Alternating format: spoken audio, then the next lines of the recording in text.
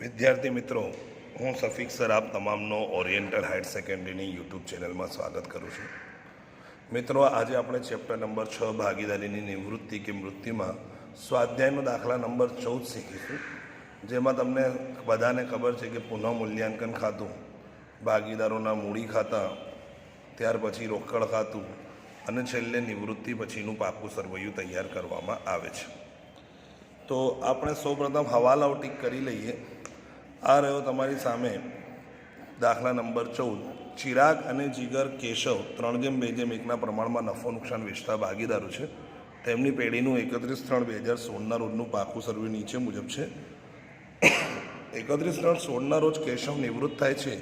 ત્યારે નિવૃત્તિ વખતે નક્કી થયેલ શરતો મુજબ જમીન મકાનની કિંમત 20% વધારવી. એટલે હવાલાઓ આપણે ટીક કરી લઈએ. યંત્રોની કિંમત 90% સુધી ગણવી. 90% ગણવી એટલે 10% ઘટાડો કરવો. તો યંત્રો પર ટીક કરી લઈએ. રોકાણોની બજાર કિંમત ચોપડે કિંમત કરતાં 150% છે, એટલે 150%. તો એમ કહેવાય કે 50% વધારો થયો છે. દેવાદારો પર 5% લેખે 5%થી ઘટાડવાની છે. મિત્રો, આ ખાસ સમજો. આ ગાલખાદ અનામત ઘટાડવાની છે. તો અંદર ગાલખાદ અનામત કેટલી છે? 2000. તો આ 2000માંથી ઘટાડવાની છે. કેટલી ઘટાડવાની છે? 5%. તો જ્યારે આપણે દેવાદારો આવીશું ત્યારે આપણે જોઈશું કેવી રીતે કરવાનું. એટલે દેવાદારો પર 4 નંબર ટીક.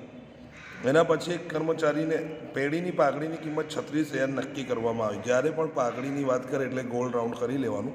એને છેલ્લે જોઈશું. એના પછી કહે છે કે એક કર્મચારીને 2000 પગાર ચૂકવવાનો બાકી. તો આ પણ હવાલો છે વધારાનો પુનઃ મૂલ્યાંકનના ખાતાનો, એટલે આને પણ ગોલ્ડ રાઉન્ડ કરી દઈશું, કારણ કે અહીંયા છે નહીં પગાર.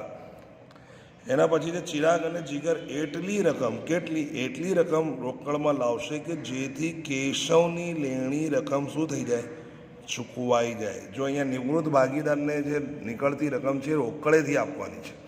અને પેઢીમાં 14,000 પછી અંડરલાઇન કે ગોલ્ડ રાઉન્ડ કરી દો કાર્યશીલ મૂડી તરીકે રોકડ. મિત્રો, આ એની શરત છે. એ હું તમને દાખલામાં સમજાવીશ કે કેવી શરત હોય છે. અને પેઢીમાં નવી મૂડી નફા નુકસાનના નવા પ્રમાણમાં થાય એવી રીતે રાખવાની છે. એટલે આ છે દાખલો બંધ કરવાનો હવાલો છે, એને છેલ્લે જોઈશું. તો ચલો આપણે શરૂઆત કરીએ. સૌપ્રથમ આપણે શું કરીએ છીએ કે દાખલાનો ઉતારો કરીએ છીએ. ઉતારો કેવી રીતે કરવાનું કે જો સૌપ્રથમ મિલકતથી સ્ટાર્ટિંગ કરવાની, મિલકત લેણા બાજુ. તો પહેલાં છે જમીન મકાન 50,000. તો મિલકત લેણા બાજુ લખવાનું જમીન મકાન 50,000. એની ઉપર હવાલો છે, એક લાઈન છોડી દેવાની. એના ઉપર છે યંત્રો, પછી 20,000 હવાલો છે, એટલે એક લાઈન શું કરવાની? છોડી દેવાની. હવાલો હોય તો એક લાઈન છોડી દેવાની. એના પછી છે રોકાણો 10,000. તો રોકાણો 10,000 એક લાઈન છોડી દેવાની. એના પછી છે સ્ટોક, પણ એની ઉપર કોઈ હવાલો નથી, એટલે સ્ટોક ડાયરેક્ટ બહાર મૂકવાનું. કેટલા? 10,000. એના પછી છે દેવાદારો, એની ઉપર પણ હવાલો છે, તો એની પણ લાઈન છોડી દેવાની. પછી છે રોકડ સિલક. તો રોકડની હંમેશા રોકડ ખાતામાં આવે. તો આ રહ્યું રોકડ ખાતું. રોકડ ખાતામાં ઉધાર બાજુ લખવાનું બાકી આગળ લાવ્યા. શું લખવાનું? ઉધાર બાજુ લખવાનું બાકી આગળ લાવ્યા. તો અંદર આપેલા છે કેટલા? 2,000 રૂપિયા. એના પછી આવે છે સામે મૂડી આવી છે. તો ચિરાગ, જીગર, કેશવની ત્રણેયની મૂડી આપેલી છે. એટલે મૂડી હંમેશા મૂડી ખાતામાં આવે. તો મૂડી ખાતામાં લખવાની બાકી આગળ લાવ્યા. મિત્રો, તમે બધા જ ટેક્સ્ટબુક ખોલીને અને તમે ટેક્સ્ટબુકમાં જોતા રહેજો. તો મૂડી જુઓ તમે અંદર તમારી ટેક્સ્ટબુકમાં, તો 30,000, 20,000 અને 10,000 છે. એના પછી જુઓ તો સામાન્ય અનામત છે. તો એ તો વહેંચણી કરવાની ભાગીદારો વચ્ચે. તો કયા પ્રમાણમાં? જૂના પ્રમાણમાં. તો 6,000ને 3:2:1 કરી દો એટલે આવશે 3,000, 2,000 અને 1,000. એના પછી છે લેણદારો. તો લેણદારો તો મૂડી દેવા બાજુ આવે, એટલે લેણદારો લખીશું મૂડી દેવા બાજુ. એટલે અહીંયા મૂડી દેવા બાજુ લખી દઈએ. કેટલા રૂપિયા છે? 44,000. ચલો હવે મિત્રો આપણે 5 માર્કનું કામ કરી લઈએ. આ બધા જ વધારા હવાલા જે છે વધારા ઘટાડાના એ બધા જોઈ લઈએ. તો પહેલો હવાલો છે જમીન મકાનની કિંમત 20% વધારવી. તો અહીંયા 50,000 છે એના 20% વધારો કરી દો. તો જો 50,000ના 20% કરો એટલે કેટલા 10,000 થયા. તો 10,000 વધારો થયો. કેટલો થયો? યંત્રોની કિંમત 90% ગણવી. એટલે 90% એટલે આવે છે 20,000 છે એના 90% ભાર આવવા જોઈએ. એટલે ભાર કેટલા આવવા જોઈએ? 90%. તો 90% કરો તો 18,000. કાં તો એમ સમજો 90% ગણવી એટલે કેટલા ટકા ઓછી કરવી? 10%. 10% ઓછી કરી દો તો પણ ચાલે. તો 20,000ના 10% કરી દો એટલે કેટલા થશે? 2,000. એના પછી રોકાણોની કિંમત 150%. એટલે 10,000ના 150% કરો તો 15,000 આવે. તો 10,000 હતા અને 15,000 થઈ ગયા. એટલે રોકાણોમાં શું થયું? વધારો થયો. કેટલાનો વધારો થયો? 5,000નો. હવે સૌથી અગત્યનો મિત્રો કે અંદર લખ્યું છે દેવાદાર પર કેટલા ટકા? 5% લેખે ગાલખાદ અનામત 5%થી ઘટાડવાની છે. દેવાદારો પર શું કરવાની છે? ગાલખાદ અનામત ગણવાની તો છે, આ છે નવી, પણ ઘટાડવાની છે. તો કેટલા ટકા ઘટાડવાની છે? તો 5%. તો જો કેવી રીતે કરવાની? તો ગાલખાદ અનામત જૂની દાખલામાં આપેલી હશે. તો ગાલખાદ અનામત જૂની કેટલી આપી છે? 2,000 આપેલી છે. તો એ જૂનીમાંથી કે જે ઘટાડો કે તો માઇનસ, વધારો કે તો પ્લસ. તો આ 20,000ના 5% કરો. 20,000ના 5% જો તમે કરશો તો 1,000 આવશે. એ આ 1,000 ઘટાડો કરો. તો 2,000 હતા, 1,000 ઘટાડો કરો એટલે કેટલા આવશે? 1,000 આવશે. તો આ ગાલખાદ અનામત 1,000 આ થઈ. તો 20માંથી 1,000 માઇનસ કરો એટલે કેટલા થઈ ગયા? 19,000. ફરીથી હું સમજાવું છું. પહેલાં એ જોવાનું કે અંદર કેટલી છે? જૂની 2,000. અને અંદર હવાલામાં કે જે ઘટાડો કરો એટલે 2,000માંથી ઘટાડવાની છે. કેટલી? તો 5%. તો 20,000 જે દેવાદારો છે એના 5% તમારે કરી નાખવાના. 1,000 આવશે. તો 2,000માંથી 1,000 બાદ એટલે કેટલા આવશે? 1,000. જો તમને વધારે ખબર પડે તો એની સામેનો હવાલો જો હોય, એની સામેનો દાખલો આ 12મો છે એનો જો હવાલા નંબર જો 12મા દાખલાનો હવાલા નંબર 3, દેવાદારો પર ગાલખાદ અનામત 10%થી વધારવી. જો આમાં વધારવી છે તો અંદર કેટલી છે? 2,000 તો છે જ. હવે આમાં વધારો એટલે પ્લસ કરવાનું. જે રીતે અહીંયા આપણે માઇનસ કર્યું છે એ રીતે અહીંયા પ્લસ. તો 2,000માં કેટલા પ્લસ? તો આ 40,000ના 10%. તો 40,000ના 10% કરશો તો 6,000. એટલે 4,000 આવશે. તો 4,000 2,000માં પ્લસ કરી દો એટલે કેટલા આવશે? 6,000. તો પછી અહીંયા 6,000 બાદ કરવાના. જો ઘટાડો હોય તો માઇનસ, જો વધારો હોય તો શું કરી દેવાનું? પ્લસ કરી દેવાનું. હવે મિત્રો આ બધાની બીજી અસર કરીએ આપણે. તો પુનઃ મૂલ્યાંકન ખાતામાં આવે તો જમીન મકાનમાં શું થાય છે? વધારો. તો જમીન મકાનમાં વધારો હોય તો પુનઃ મૂલ્યાંકન ખાતાની કઈ બાજુ આવે? જમા બાજુ. જમીન મકાન ખાતે કેટલા રૂપિયા? તો 10,000. યંત્રોમાં શું થયું છે? ઘટાડો. તો યંત્રો ખાતે ઉધાર બાજુ લખવાનું આપણે 2,000. હવે રોકાણોમાં જુઓ તો રોકાણોમાં છે 5,000 વધારો છે એટલે આપણે જમા બાજુ લખીશું રોકાણો ખાતે. જમા બાજુ 5,000. એના પછી દેવાદારો પર ગાલખાદ અનામત છે. તો તમને ખબર છે ગાલખાદ અનામતનું એક ફોર્મેટ છે, નવી માઇનસ જૂની. શું છે? ગાલખાદ અનામત નવી માઇનસ ગાલખાદ અનામત જૂની. તો નવીમાંથી જૂની બાદ કરવાની. તો નવી આ આવી 1,000. કેટલા છે? નવી કેટલી છે? 1,000 છે. એટલે અહીંયા લખવાનું 1,000. અને જૂની અંદર આપેલી છે 2,000. કેટલી આપેલી છે? તો 1માંથી 2 બાદ કરો એટલે જવાબ આવશે -1,000.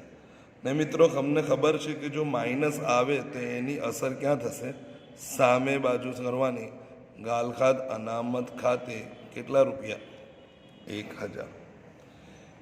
એના પછી હવે એક હવાલો બાકી હતો. એ હતો હવાલા નંબર છે 6 કે કર્મચારીને રૂપિયા 2,000 પગાર ચૂકવવાનો બાકી છે. હવાલા નંબર 6 જો તેની 2 અસર થશે. ચૂકવવાનું બાકી પગાર હોય તેની 2 અસર. 2,000 છે. એક અસર અહીંયા આવે પુનઃ મૂલ્યાંકન ખાતાની ઉધાર બાજુ. બીજી અસર ક્યાં આવશે? મૂડી દેવા બાજુ. ચૂકવવાનું બાકી પગાર કેટલા રૂપિયા છે? 2,000. હવે આપણે આ વધારા ઘટાડાનો હવાલા કરી દીધા છે. તો મિત્રો હવે સરવાળો કરીએ તો 16,000 આવશે. ને હવે આ 16,000માંથી જો તમે 2 ને 2 4,000 બાદ કરશો તો અહીંયા નફો આવી જશે 12,000. અહીંયા જગ્યા ઓછી છે એટલે હું વહેંચણી કરતો નથી અને આને ભાગીદારોના મૂડી ખાતે લઈ જવાનું છે. તો આ 12,000ને આપણે જો 3/2/1 કરીશું તો 6,000, 4,000 અને કેટલા થશે 2,000. આ થયો પુનઃ મૂલ્યાંકન ખાતેથી લાવી. આ શું છે? નફો છે, જે આપણે ક્યાંથી લાવીએ છીએ? પુનઃ મૂલ્યાંકન ખાતેથી લાવીએ. મિત્રો અહીં સુધી તો તમને દાખલો ખબર પડી ગયું. હવે જે છે ને તે એ અગત્યનો મુદ્દો છે પાઘડી. તો આપણે પહેલાં સૌપ્રથમ પાઘડી જોઈ લઈએ. તો હવાલા નંબર 5 પર જુઓ તો પેઢીની પાઘડી આપેલી છે. પેઢીની એટલે બધા જ ભાગીદારોની પાઘડી છે. તો દાખલામાં પેઢીની પાઘડી છે 36,000. હવે પ્રમાણ કેટલું છે? તો 3/2/1. તો એમાં નિવૃત્ત કયો ભાગીદાર થાય છે? તો કેશવ થાય છે, એટલે છેલ્લો છે. તો એનો ભાગ કેટલો છે? 1 કેટલો છે? 6. તો જ્યારે પણ નિવૃત્તિમાં કંઈ નાખે પાઘડીમાં તો હંમેશા જે નિવૃત્ત ભાગીદાર જાય કેશવ, એના ભાગની પાઘડી પહેલાં લાવવાની. કેશવના ભાગની પાઘડી. તો કેશવના ભાગની પાઘડી કેવી રીતે? આ 36,000 છે, એનો કયો ભાગ કરી દેવાનો? 1/6. તો જો 36,000નો 1/6 ભાગ કરો તો કેટલા આવશે? 6,000. અને નિવૃત્તિની તમને પાઘડીની અસર ખબર છે કે ચાલુ ભાગીદારોના મૂડી ખાતે ઉધાર. ચાલુ ભાગીદારો કોણ છે? ચિરાગ અને કોણ છે? જીગર. તો ચિરાગના મૂડી ખાતે ઉધાર, જીગરના મૂડી ખાતે ઉધાર, અને તે કોણ છે? નિવૃત્ત ભાગીદારના મૂડી ખાતે જમા. પણ આ દાખલામાં નફા નુકસાનનું નવું પ્રમાણ આપ્યું નથી. તો આપણે લાભ શોધવાની જરૂર નથી, ખાલી આંગળી મૂકી દો એટલે જે વધે 3/2 આ જ લાભ થઈ ગયું ને આ જ નવું પ્રમાણ થઈ ગયું. એટલે આપણે 6,000ના આપણે કયા કરવાના? 3/2 એટલે 3600 અને કેટલા થશે? 2400. 3600 અને કેટલા થઈ ગયા? 2400. હવે આની અસર કરીએ આપણે. ખતવણી કરીશું. જો બંનેમાં ઉધાર છે, ચિરાગ જીગર બંનેમાં ઉધાર છે. 3600 ને કેટલા છે? 2400. તો અહીંયા આપણે આ ખાતામાં ચિરાગમાં ઉધાર બાજુ લખીએ 3600, જીગરમાં ઉધાર લખીએ 2400 અને જમા થતા ખાતાનું નામ એટલે લખવાનું કેશવના મૂડી ખાતે. ને હવે આ બંને રકમો કેશવમાં જમા કરી દેવાની. કેટલા રૂપિયા? 3600 અને કેટલા? 2400. તો આ 3600 કોના છે? તો આ છે ચિરાગના, એટલે લખવાનું ચિરાગના મૂડી ખાતે. અને આ છે જીગર, તો જીગરના મૂડી ખાતે. મિત્રો અહીં સુધી આપણે બધા જ હવાલા થઈ ગયા, ખાલી 7મો હવાલો બાકી છે. હવે હું તમને એક રીત બતાવું કે ક્યારે ખબર પડે, કેવી રીતે ક્યારે ખબર પડે કે દાખલો ઉલટી રીતે બંધ કરવાનું છે.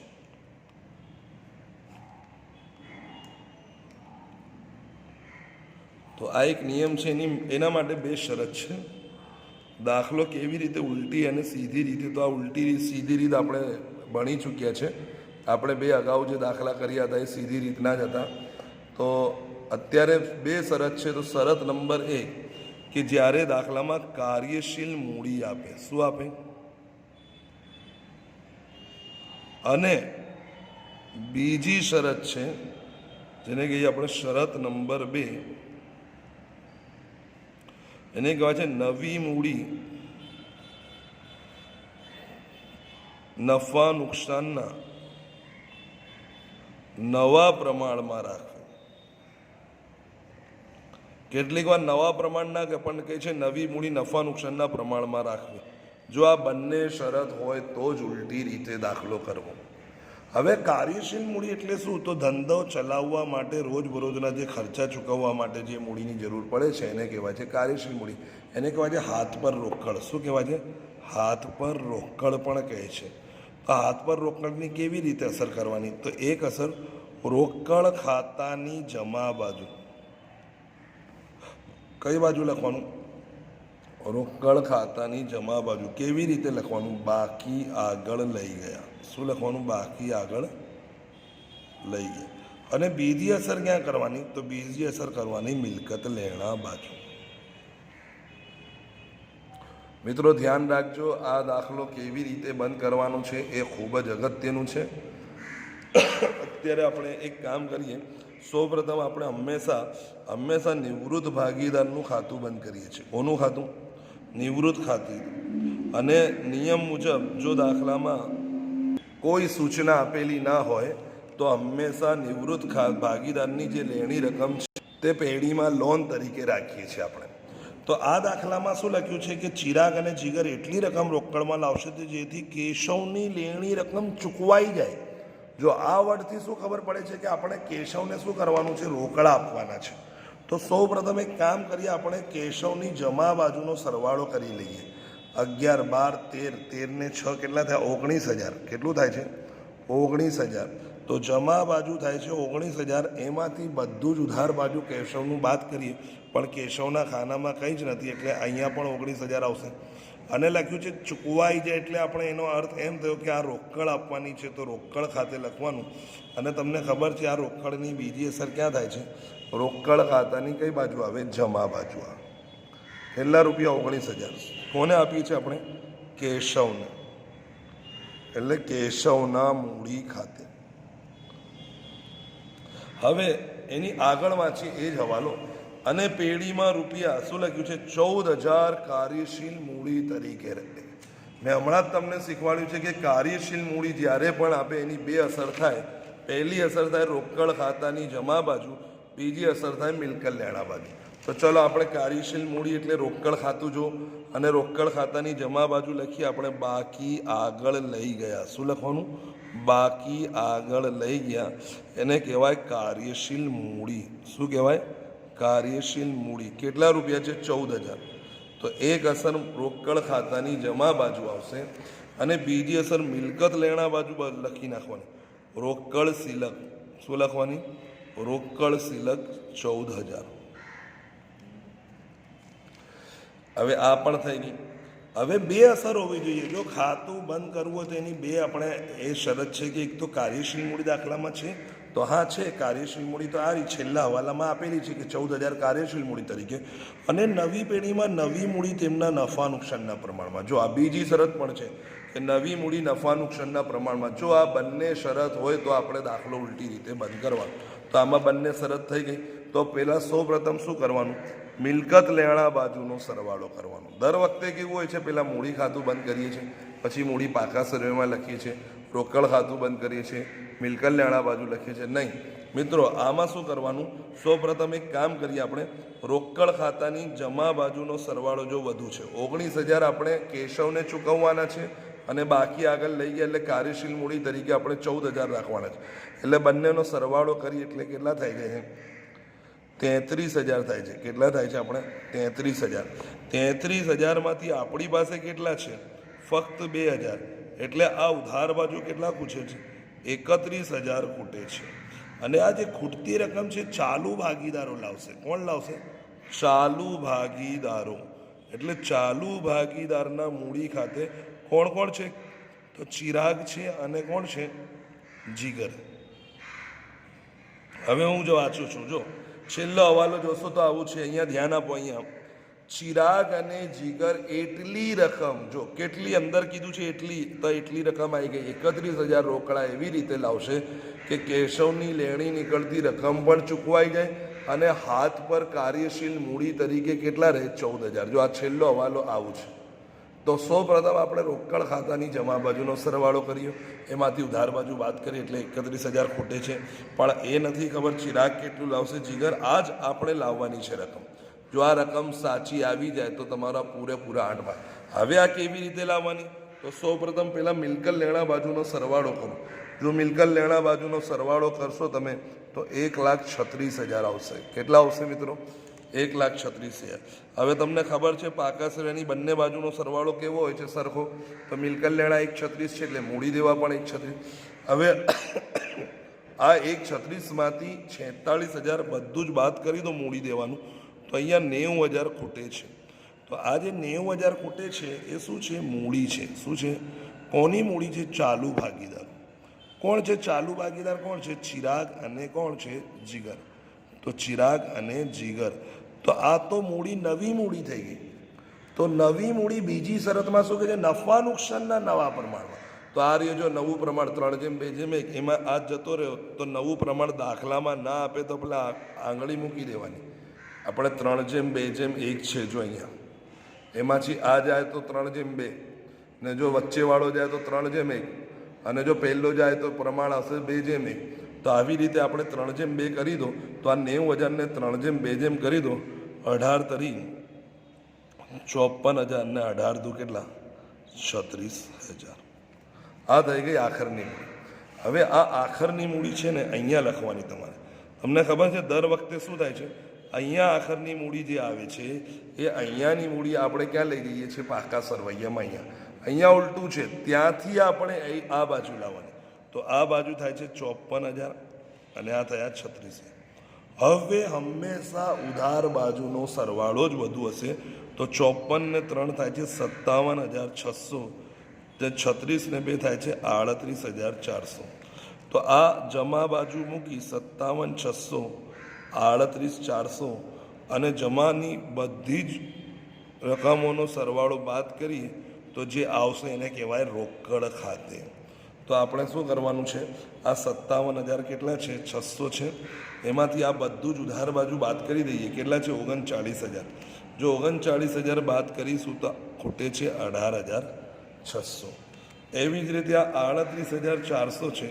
એમાંથી આ બધું જ બાજુનો 26,000 બાદ કરીશું તો કેટલા ખૂટે છે? 12,000 ને કેટલા? 400.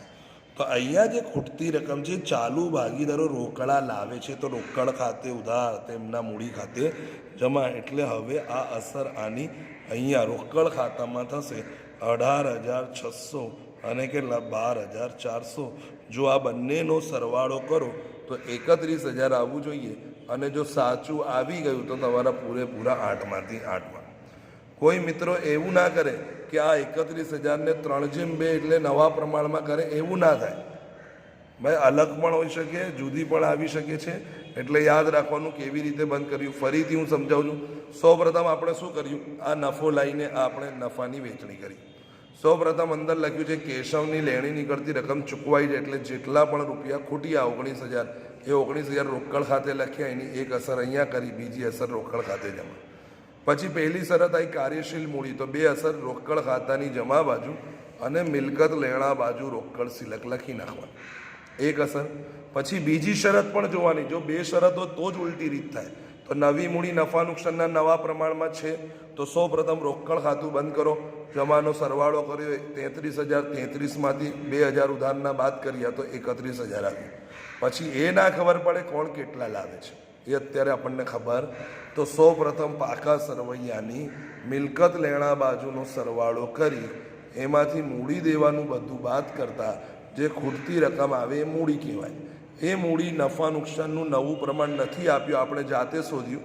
3:2ના પ્રમાણમાં વેચ્યું 54,000 36,000 અને એને આખરની મૂડી તરીકે 54,36 લખ્યું. પછી આ હંમેશા ઉધાર બાજુનો સરવાળો વધુ હોય અને અહીંયા હંમેશા જમા બાજુ ખૂટે. તો આ 57,600 ને 38,400 અહીંયા લખી જમા બાજુની આખી રકમો બાદ કરતાં 18,600 અને 12,400 આવ્યું. આ જમા બાજુ છે તો એની બીજી અસર ક્યાં થાય? ઉધાર બાજુ. આ 18,600 વત્તા 12,400નો સરવાળો કરી લો અને જો 31,000 આવી જાય તો મિત્રો એમ કહેવાય કે તમારો જવાબ આવી ગયો છે. એટલે હવે મિત્રો તમારે આ દાખલો 2 વાર જાતે ગણવાનું છે તમારે. અને જાતે ગણ્યા પછી એક ઉદાહરણનો દાખલો છે, એ ઉદાહરણનો દાખલો તમારે કરવાનો છે. એ હું તમને બતાવી દઉં. ઉદાહરણ છે 20. ઉદાહરણ 20 તમારે હોમવર્કમાં કરવાનું છે. કયો છે? એક છે ઉદાહરણ 20. આ 20મો જે દાખલો છે એ તમારે હોમવર્કમાં કરવાનો છે. એના પછી એક છે ઉદાહરણ 14. આ 2 દાખલાઓ તમારે શું કરવાના છે? હોમવર્કમાં. તો આ દાખલાઓ કરી લેજો, ઉદાહરણ 20 અને 14. હવે આપણે નેક્સ્ટ દાખલામાં નવા દાખલા સાથે નેક્સ્ટ લેક્ચરમાં મળીશું. ત્યાં સુધી માટે બાય.